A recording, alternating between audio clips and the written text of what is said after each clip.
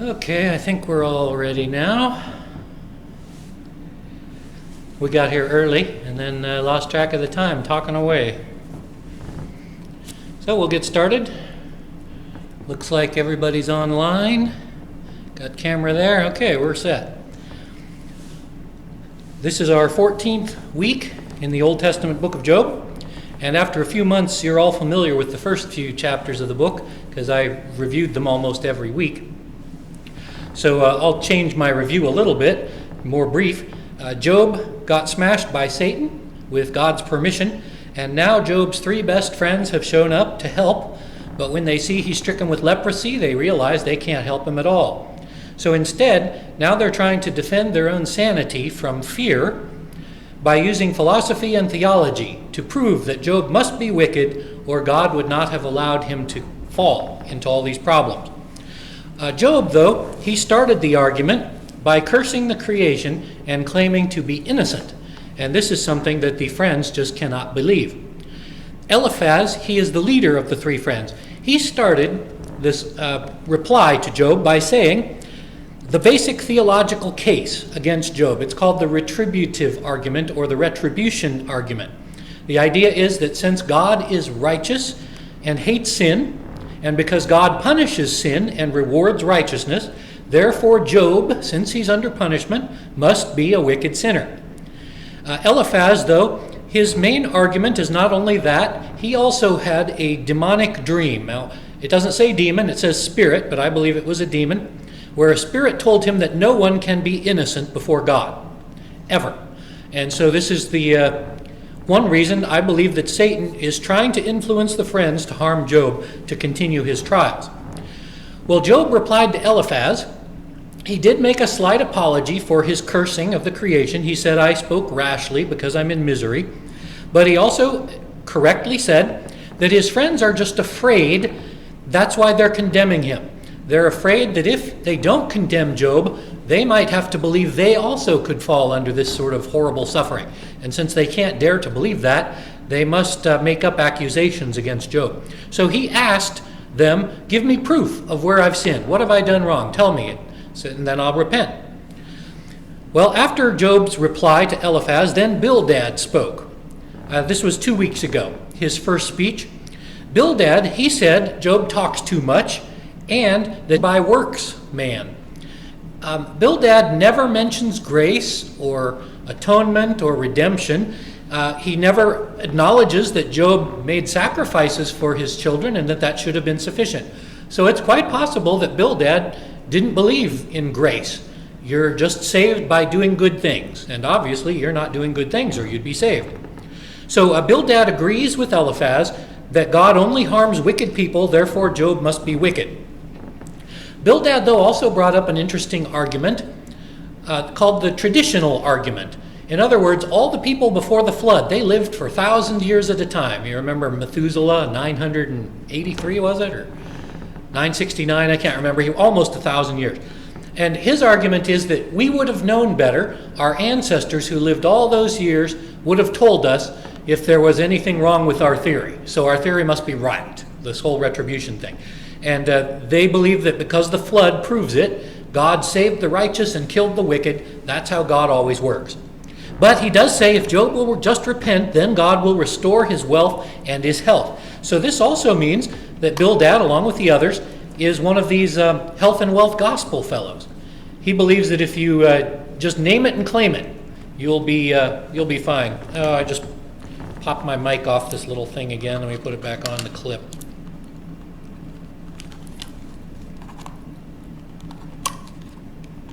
If I can get it on there. I guess it doesn't matter. I could just set it on the desk. Oh, there it goes. Okay, so that was Bildad. Last week we studied chapters 9 and 10, where Job responded to Bildad. Although, to be more exact, Job only mentioned Bildad in the very first verse, and not even by name. All he said was, what you say is true. That's all he says to Bildad. Everything else, Job talks to God. So Job is no longer, he doesn't even think Bildad's statement was worth replying to. However, Job is clearly confused because he agrees with the retribution argument of Eliphaz and Bildad. Job says, yes, God is just. God always destroys the wicked and saves the righteous. So Job does believe in the doctrine of retribution. That's part of Job's problem. That's why he's confused. Because Job knows he is righteous. Or, to put it another way, he knows that he has done the proper thing. Even when he has been unrighteous, he has made the sacrifices. So, even though he is a sinner, he's done what God told him to do for those sins. And that's why he's confused. Both things can't be true. Yes, God punishes sinners. I'm being punished, but I'm not a sinner. So because the world no longer makes sense to him, he's in this conundrum. This is one reason he's so confused and depressed. His worldview doesn't work anymore. Job then lists many wonders in the creation. But, as I showed, does all these wonderful things, but God is inscrutable. He's unknowable. He's unpredictable. He's capricious. God, in fact, he says, here's some of the things he said. God is crushing me with a tempest. God multiplies my wounds without a cause. God fills me with bitterness. So Job, instead of praising God for all the things he does, is attacking God for all the things he does. It's more like Ahab in Moby Dick. We discussed that a little bit. Ahab blames Moby Dick for his wounds and his hatred. And Job even says that if God answered him, he won't believe that God is listening to him. So he no longer even believes that God will do what is right. So Job is beginning to view God as a capricious, inscrutable force, not a person. In his early chapters, you remember, he used God's name Jehovah. Job doesn't use Jehovah anymore in the rest of this argument. All he does is call God the Great One, the Mighty One, but he never has a relationship with God anymore. Now he's coming to dislike God. He says, and I believe that Job is coming dangerously close to cursing God. So let me read to you a couple of verses about what he said. This is in chapter 10, 21 to 24. Maybe it's chapter 9. I didn't write the chapter down. But in verses 21 to 24, well, here, I'll look and see which ones it is.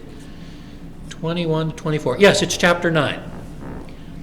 I am blameless, yet I do not know myself. I despise my life. It is all one thing. Therefore I say, he destroys the blameless and the wicked. If the scourge slays suddenly, he laughs at the plight of the innocent. The earth is given into the hands of the wicked. He covers the face of its judges. And if it is not him, who else could it be? So Job is saying that God destroys blameless and wicked people, and that God laughs at the suffering of the innocent. This is how far Job has fallen into his misery. He's gone berserk. He says that God's let the wicked take over the earth. He hides basically truth from its judges. And if it isn't God doing this, who is it? Well, that is actually the question, isn't it? It's the Satan, but he doesn't know that it's the Satan. This is almost devil talk here. Job says God laughs at the innocent. He's going back to his rash words. Now, instead of cursing the creation, Job is making judgments on God.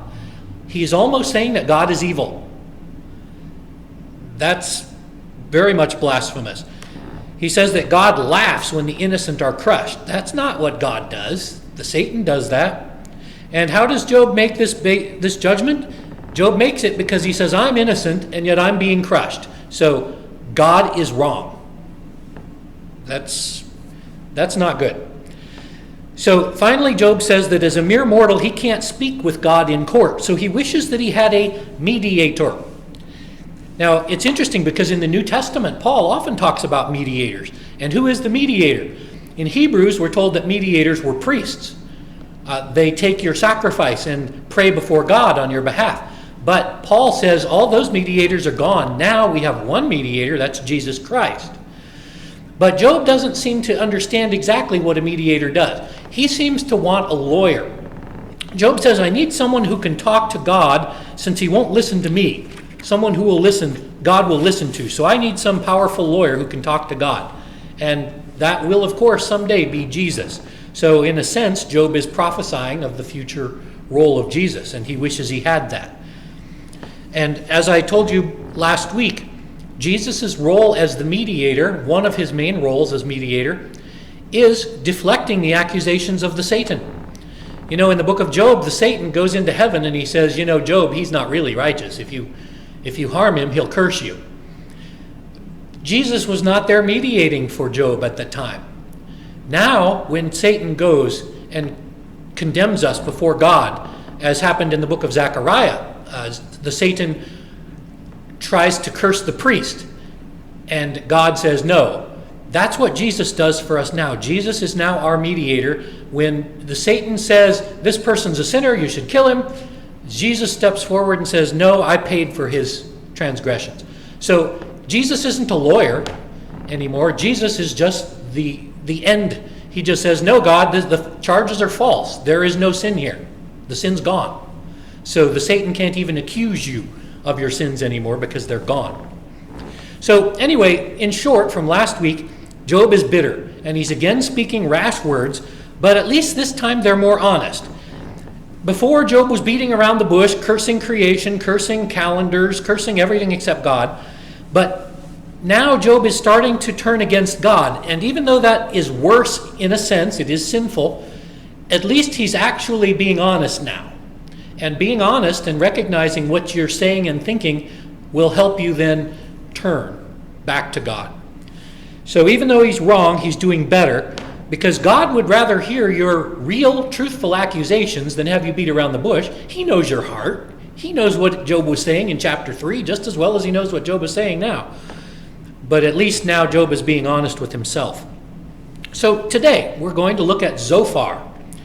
Zophar is the third friend, and this is in chapter 11. So we'll be in chapter 11 all day today.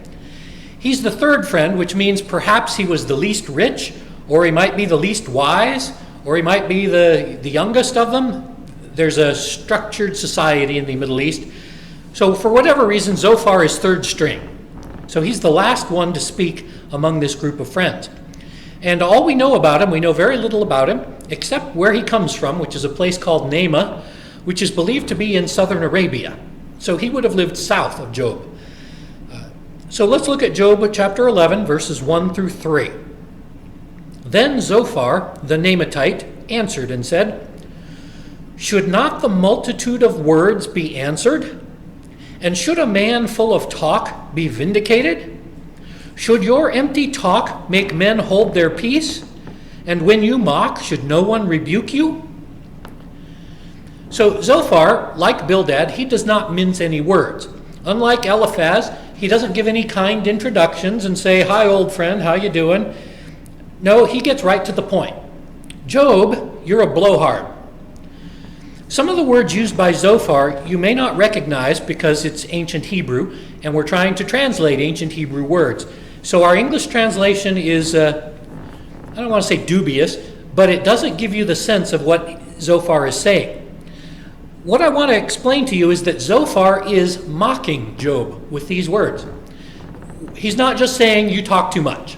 That would be, not very nice, but that's not what Zophar is saying. In fact, he uses colorful metaphors, and we translate them and you don't get the sense of it. For example, when he says, should a man full of talk be vindicated? Man full of talk.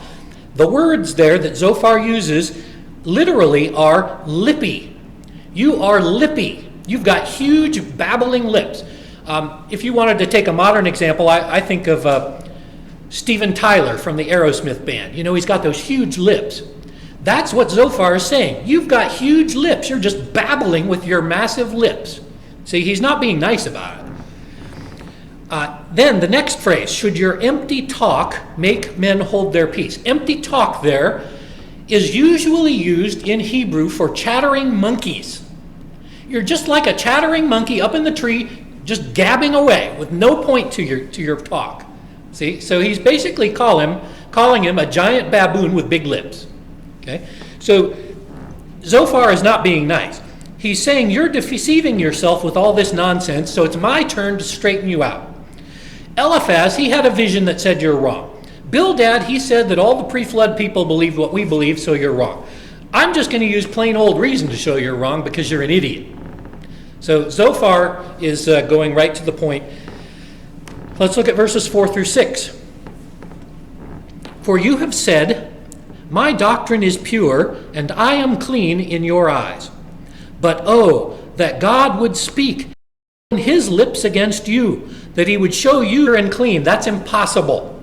You're deceiving yourself, because God would never harm the righteous. If only he would show you the truth with his own rebuke, then you'd have true wisdom. But here again, I want to tell you that Zophar is using the same words, and he's mocking more. When he says he wishes God would speak, he's really saying, literally, God is lippier than you. He's got bigger lips than you, so when God replies to you, he's going to outlip you. Okay? So Zophar is taking this analogy even further. He's really mocking Job mercilessly here. Now, this final line, though, in those verses is a great truth, sort of. But it's also a lie. It's a half-truth, and therefore it is a lie. That's because it is misapplied in this case. The words themselves seem excellent, and I've heard preachers declare them rightly to many situations. In general, though, here's the phrase I'm talking about. God exacts from you less than you deserve. I don't know if you've ever heard that. God exacts less from you than your iniquity deserves. That's a way of preachers saying to you, your iniquity is so bad, it's so horrible, you should be dead. The fact that you're not dead means that God exacts less from you than you deserve. That's not what Zophar is saying. Those words can be true in some cases, but that's not what Zophar is saying, okay? That's why it's wrong. It sounds like true Reformed theology. Sin is incredibly evil. It's more evil than you can imagine. And if God paid you what you deserved, you'd be dead or in hell, right? Yes, when it's applied correctly to us wicked humans. However, it is not entirely true in every situation, such as Job's situation, or even any Christian. In fact, I don't see how you can apply this to any Christian rightly. You can't apply it to unbelievers.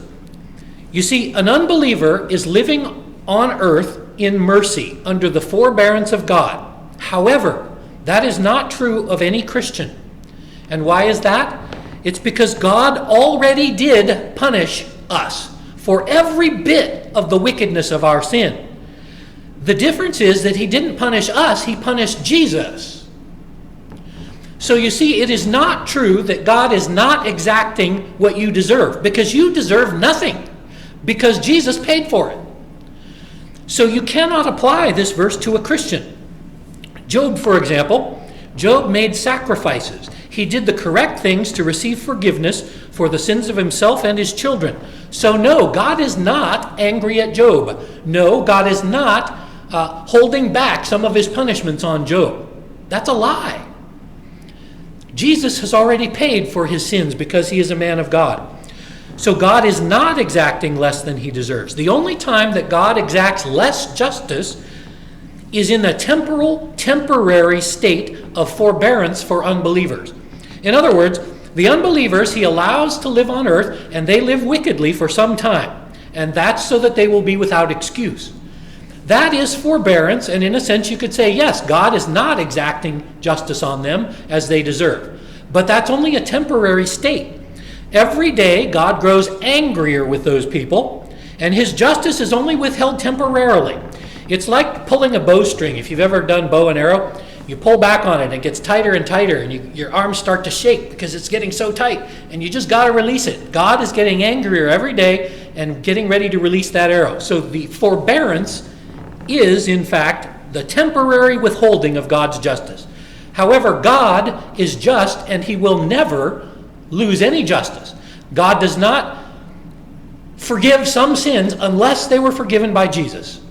God doesn't just say, oh, those poor people, they're just ignorant. I'm just going to forget those sins. They didn't really matter that much. No, God never does that. Either Jesus pays for them or you pay for them for eternity. So this verse is a lie. It's got strong elements of truth, but it's not true. So I just have trouble even seeing when to use it, except in the case of unbelievers. I would never say this of a Christian person. God is not withholding his anger from you. He's not holding back and saying, oh, I won't hurt him now, I'll get him later. It's all gone. Jesus took care of that. So don't use this verse. It is actually claiming that God is unjust. If God ever decides he's not going to commit justice, then he's not a just God. So how does that work? I don't see how that works. That's appeasement. That is not righteousness. Teachers make this verse out to sound like we're wrongly complaining because God could be worse to us than he is. That is not what Zophar is saying. Zophar is saying to Job, you're even more wicked than we thought. In fact, if God knew just how wicked you were, you'd be dead and we wouldn't be having this conversation. That's just foolishness. God is not withholding his justice on Job. So Zophar and his friends are wrong, and I would encourage you to be careful with this wise-sounding verse. You realize that at the end of the book, God condemns the three friends for saying what was wrong. And I suspect this is one of the things he said that was wrong. Okay, well, let's move on now. Verses 7 through 9. Can you search out the deep things of God?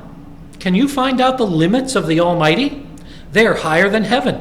What can you do? Deeper than Sheol. What can you know? Their measure is longer than the earth and broader than the sea. Now here, I think Zophar is right.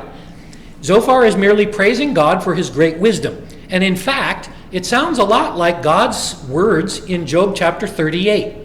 When God asks Job if he knows the measurements of the earth or the depths of the deep places of death. In fact, we'll read those. I think we're going to read those verses in a little while. Yes. So let's just continue. I think Zophar was right here. On to verses 10 through 12. If he passes by, imprisons, and gathers to judgment, who can hinder him? For he knows deceitful men. He sees wickedness also. Will he then not consider it? For an empty-headed man will be wise when a wild donkey's colt is born a man. So Zophar says a few more correct things here. God cannot be hindered when he brings his justice. God sees all sins, no matter how well you hide them. But the last statement is very odd. In fact, it sounds like Zophar is calling Job a jackass, in a way. Job, you are empty-headed, and an empty-headed man won't be wise until a donkey gives birth to a human.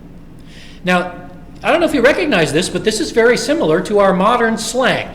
When we say when pigs fly, or when hell freezes over, it means never. So Zophar is saying it is just as ridiculous to think that Job will get sense as to say that a wild donkey will bear a human when it gives birth. It's never going to happen, right? So Zophar is basically telling Job that he's an idiot and he'll never be cured. He's an incurable moron. Not a very nice thing to say. And now verses 13 to 19. If you would prepare your heart and stretch out your hands toward God, if iniquity was in your hand and you put it far away, and you would not let wickedness dwell in your tents, then surely you could lift up your face without spot. Yes, you could be steadfast and not fear. You would forget your misery. You would remember it like waters that have passed away. Your life would be brighter than noonday. And though you were dark, you would be like the morning. You would be secure because there is hope. Yes, you would dig around you and take your rest in safety. You would also lie down and no one will make you afraid. Yes, many would court your favor. Now, verse 13 is another place that God seems to imitate in Job chapter 38. In fact, I would venture to say that in Job 38, God intentionally imitates Zophar's mocking speech to teach Job something important. Now, Zophar, he mocked Job wrongly, but God will correct Job rightly. So in a sense, God was saying, Job, you hated Zophar's mocking speech? Well, yeah, Zophar was an idiot, but you do need correction badly. Let me show you how it's done. So in a sense, God says, Zophar did it wrong, I will do it right. And why do I say that? Well, we'll compare some of these parts. Look at Job chapter 38, verses 1 through 6. I'll read you these. These are my favorite chapters in the Bible other than Psalm 104, Job 38 to 40. But Job 38, 1 to 6. Then the Lord answered Job out of the whirlwind and said, Who is this who darkens counsel by words without knowledge? Now prepare yourself like a man. I will question you, and you will answer me. Where were you when I laid the foundations of the earth? Tell me if you know. Who determined its measurements? Surely you know. Who has stretched the line upon it? To what were its foundations fastened? Who laid its cornerstone? So now let's compare this to what Zophar said. First of all, now prepare yourself like a man, God says. What did Zophar say? Prepare your heart. God said, who determined the earth's measurements? Zophar said, their measure is longer than the earth. Zophar says, God's wisdom is deeper than Sheol. God, a few verses down in Job 38:17, says, have the gates of death been revealed to you? That's Sheol. So in other words, a lot of the elements that Zophar brought up, God brings up. And so Job's noticing this, I'm sure, is that God is using some of Zophar's false accusations to say, you really were wrong, Job. He said it wrong. But you were wrong too. Anyway, in verse 15, this is another slam from Zophar. Zophar says to Job, if you weren't wicked, you could lift up your face without spot. Now, what does that mean? Spots on your face are leprosy, make you unclean. So what Zophar is saying is he's slamming Job's physical appearance. You wouldn't look like you got beat with an ugly. There's another interesting slang idiom that we use still today. Down in verse 16, Zophar, he says that if Job would repent, all of his past problems would be like water that passed away. Now, what does that sound like in modern American slang? Water under the bridge? Right? That's exactly what Zophar says. If you repent, all of those old memories will be gone forever. They've passed by. That water's long gone. So we still use some of these slangy ideas. And in these last verses here, Zophar is promising that if Job repents, God will make him lay down in safety again. You see, Job was complaining that God chases him or terrifies him relentlessly like a lion. So Zophar says, God will stop chasing you like a lion and he will be your shepherd and make you lie down in green pastures. Just like Psalm 23 later says, hundreds of years in the future under David. Now the last verse from Zophar is verse 20. But the eyes of the wicked will fail, and they shall not escape, and their hope is loss of life. So Zophar just spent several verses telling Job he could repent. He could return to his health and his wealth if he just turns back to God. But I don't think Zophar really believes Job is going to turn. So he doesn't end his speech on a hopeful note. Instead, he goes right back. He takes away the carrot and hits him with a big stick. And he says, guess what, Job? Wicked people die. And that's the end of his speech. Wonderful, encouraging words from Zophar to Job. So I wonder if you all recognize now that all three of Job's friends and Job himself agree with this doctrine of divine retribution, which in short means that they all believe exactly what Satan claims, that humans only serve God for their rewards. You remember the Satan, Lucifer, he claimed in chapters 1 and 2 before the throne of God that Job only follows God because God gives him cookies, protects him, and prospers him. But there's a two-pronged implication to what Satan said. There's the obvious truth, and there's the hidden truth. First of all, humans are so base and corrupt that they only love what makes them happy. We're all just like Pavlov's dog. Stimulus response. Ring the bell and we salivate. If you offer health and wealth, people will flock to you. That's how churches get big anymore. This is probably true of unbelievers, and it may be true of some people who claim to be believers. They only love what brings them pleasure. It's the basic foundation of selfishness, which I think is a basis of sin. We want what we want. But the Satan is including God's own favorite man, Job, the blameless and upright guy. Satan says there's no difference between all those wicked people and Job. Because, why? Evil people crave their lustful pleasures, which are, sex, drugs, and rock and roll. But good people, they crave their lustful pleasures too. They just have more refined tastes. You see, they like peace, they like family harmony, they like wealth, they like good food, and they like their health. So you've got those base people, they love their lust, and you've got these good people. They love their lust too. They're the same. They only love what you give them or what you let them take. That's Satan's argument. There's no difference between us and the bad people. So Satan is saying, God, you should just destroy them all. There's no one on earth worth saving. Just kill them all. That's the presenting argument of Satan. However, he has a dagger hiding under his presenting argument. He's mocking God without saying so.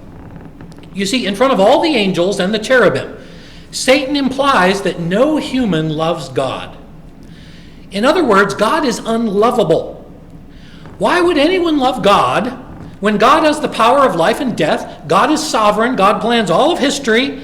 God denies the pleasures that humans could indulge.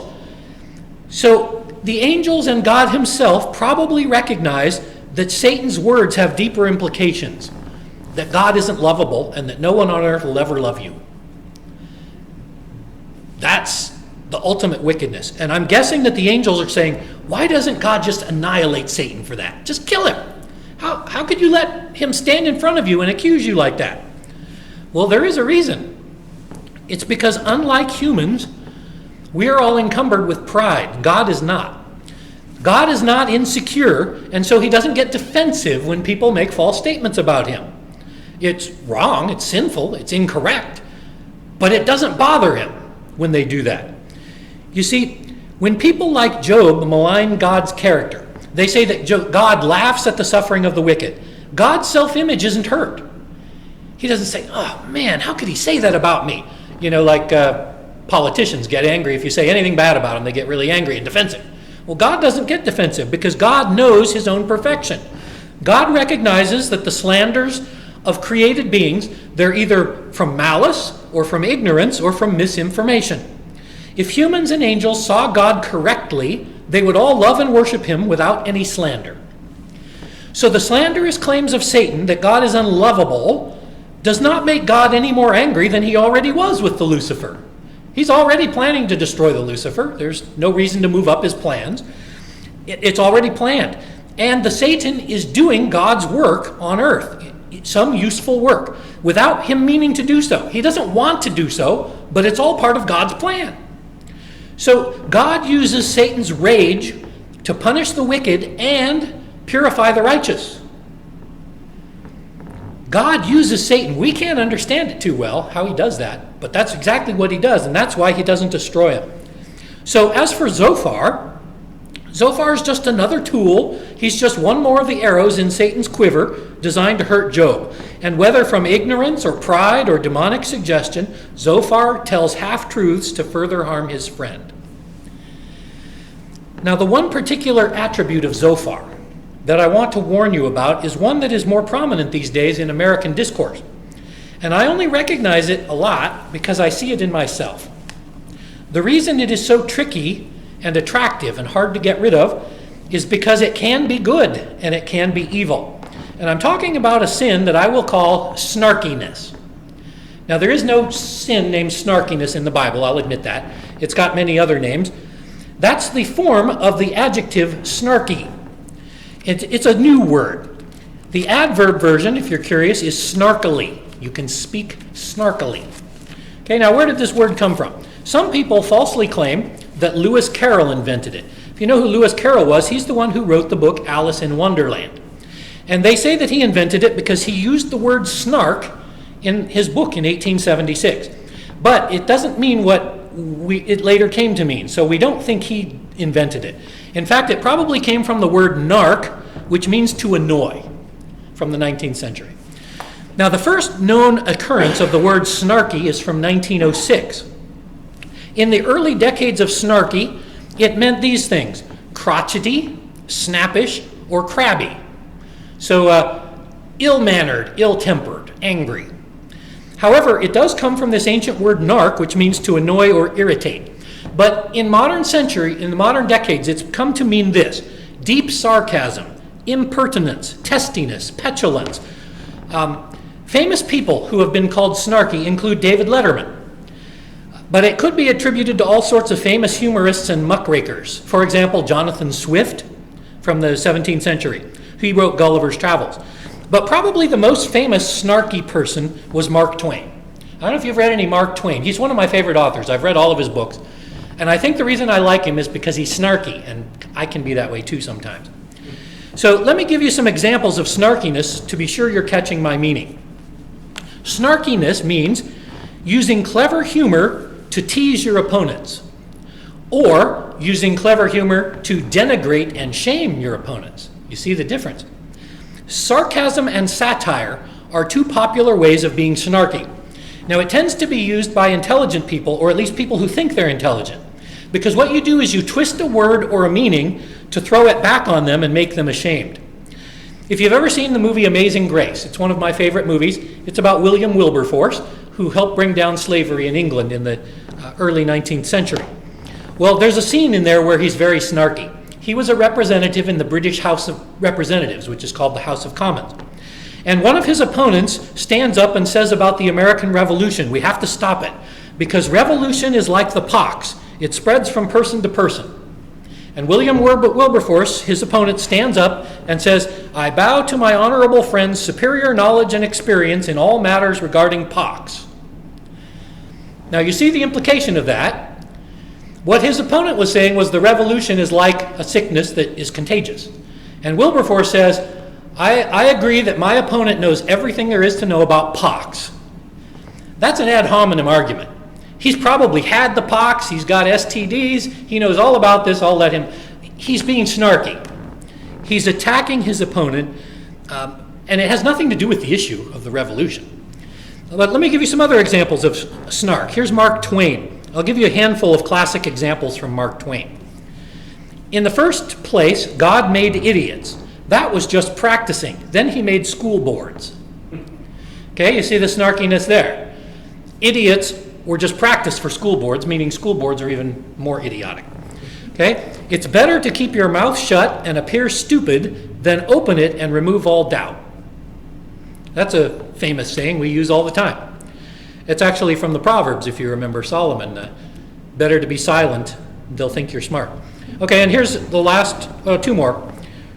Reader, suppose you were an idiot, and then suppose you're a member of Congress. Oh, I repeat myself. Okay, idiot, member of Congress. The more I learn about people, the more I love my dog. Okay, and the last one. This is sort of a Christian snark here. There has only been one real Christian. They caught him and crucified him. Okay? That's pretty nasty. There have never been any true Christians except the dead one, Jesus. So these are just examples of snarkiness. Zophar was a snarky man.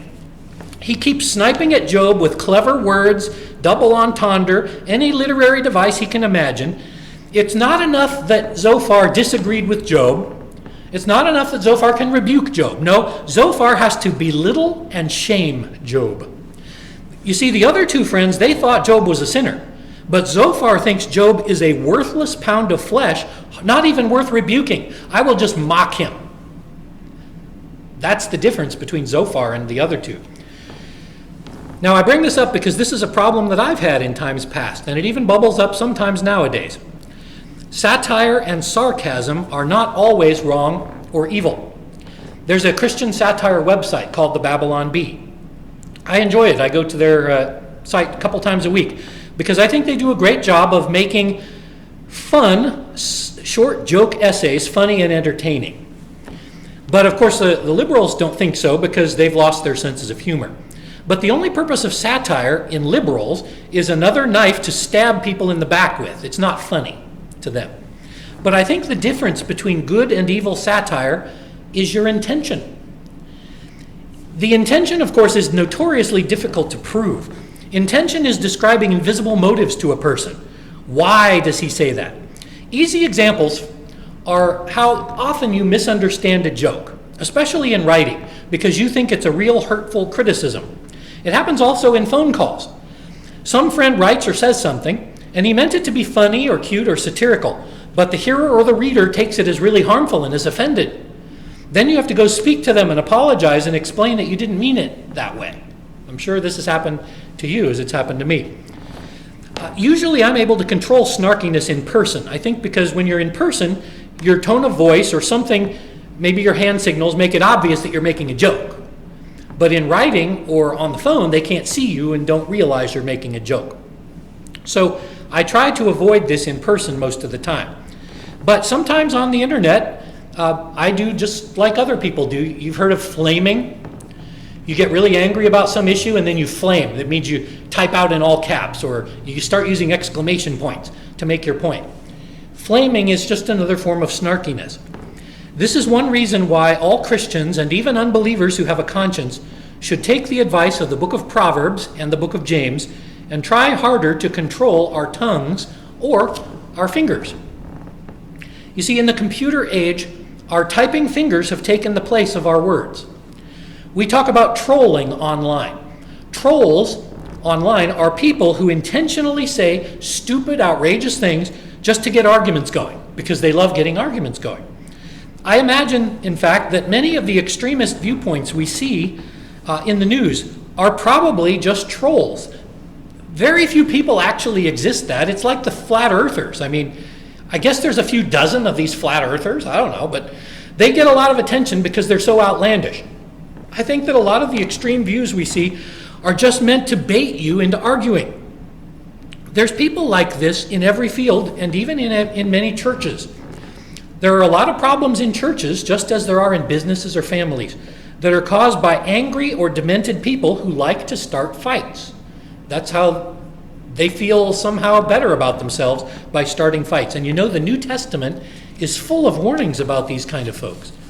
And one of the purposes of church discipline is the elders getting those kind of people out if they don't repent. It's one of the worst things that can happen in a church, is for people to start sniping at each other, get snarky, and the church can divide over that.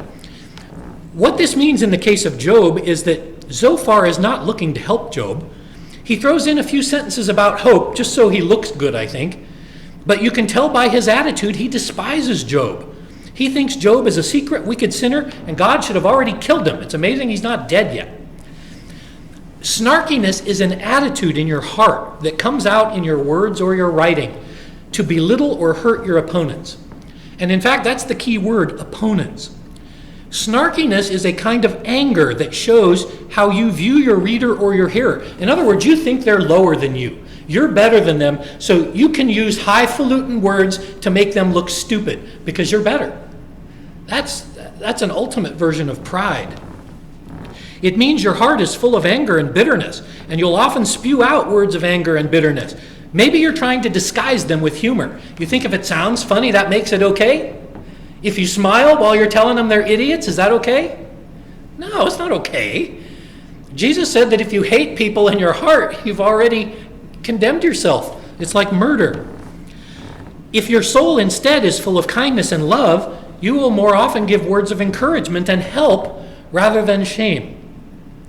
Angry people are not good comforters.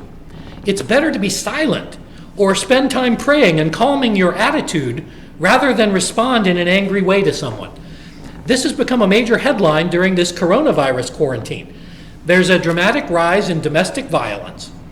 I know a couple people, friends of mine from old jobs, who are getting into angry verbal fights all the time. I'm hearing about this on Facebook and such places. It's because they're not used to being locked up together all day. Relationships are facing new strains because of this strange situation we're in. What that means is when you get angry, you need to stop and pray for yourself and calm the anger in your heart and not speak when you're angry. Just because you think you make it funny doesn't mean it's any less cutting or hurtful to people. Jesus used some snarky words for hypocrites when they harmed his people or when they blasphemed the Holy Spirit. But Jesus never used those kind of words for hurting people. So we need to be careful to use satire or sarcasm only in the right situation and in the right way, and not to shame people. If we were as careful as Jesus with our own tongues or our fingers, the world would be a much better place. So I encourage you not to be a Zophar, because he was a nasty fellow. And he will speak one more time in several weeks. We'll talk about him again. But that's our lesson for this morning. So if there are any questions, this would be the time. We've got several minutes. I like in southern terms for snarkiness, it'd be bless their heart, but. Oh, yes, Mike says that in the South, if you want to be snarky, you say, bless their heart. And go after them. And then attack them. Yeah, that's snarkiness. It's sort of hiding it behind a euphemism. It's sort of like hitting your finger with a hammer, and instead of swearing, you say, rats. Everybody knows what you really were going to say. You just use rats. Yeah. Mark said something? Mark, did you have a question? You got a question, Mark?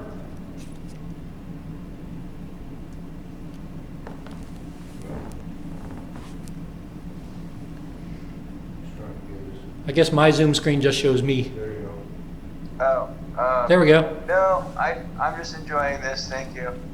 Okay. No snark? It's just, Snark my mark? work has a lot of that, yeah.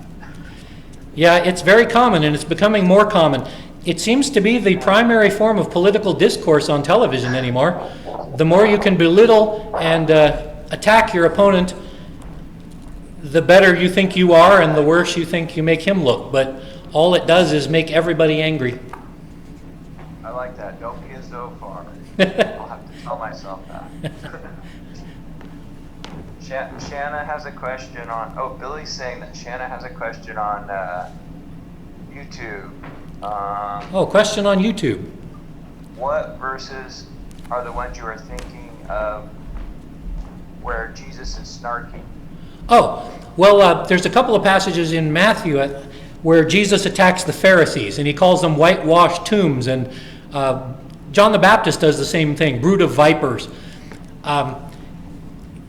He is cutting them down, but they deserved it. And those people had been attacking him and other people for his miracles and saving people. So that's why I say sarcasm and satire and even name-calling are not always evil. They can be easily evil. But Jesus calls people names sometimes too when they deserved it. So that's one reason why I would say that sometimes the anti-abortion ads online, they talk about murder. I think that's true. You can call an abortionist a murderer. That's not being snarky, really. It's just being truthful. But not all satire is wrong if you're doing it generally to show the position, the silliness of the opponent's position. That's a common way, that's a common part of logic. In other words, it's almost just a logical argument. If you can show that an opponent's views are silly, then they're probably wrong. And so that's a good use of snarkiness, and Mark Twain often got at those issues that way. He wasn't usually attacking an individual, he was attacking the system the individual is working in. See what I mean? So I still think it's the intention of your heart. If you mean to hurt someone, that's different than if you mean to correct someone. I'm hoping that we can correct people, but of course you realize that during a time of our anger, you cannot convince anyone. Once you've offended the person, they're not going to listen to anything you say.